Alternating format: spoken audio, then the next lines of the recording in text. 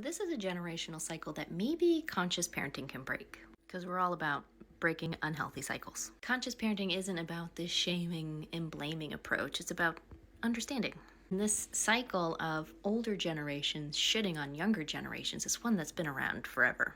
It's very common to hear, for example, boomers saying that kids today are entitled shits with no respect. But those boomers growing up in the 50s, the older generation of that time thought of those kids as entitled shits with no respect. Those kids didn't have to grow up in the hardships of the Great Depression. They got to grow up in the 50s in the economic boom in the post-World War II era. Fashion was getting more and more laid back. There was this rock and roll and Elvis gyrating his hips. Those kids in the 50s were entitled shits with no respect, according to the older generations of the time. Same thing for the kids in the 60s and the 70s with their free love and their anti-war rebellions and their disco and sex having and their drug doing. Entitled shits with no respect. Those Gen Xers growing up in the 80s with their punk music and their ripped jeans, they were entitled shits with no respect. Oh, and those entitled 90s kids with their participation trophies, entitled shits with no respect. I think it's time we break this cycle.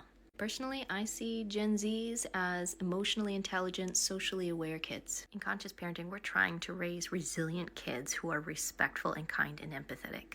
And we won't be perfect.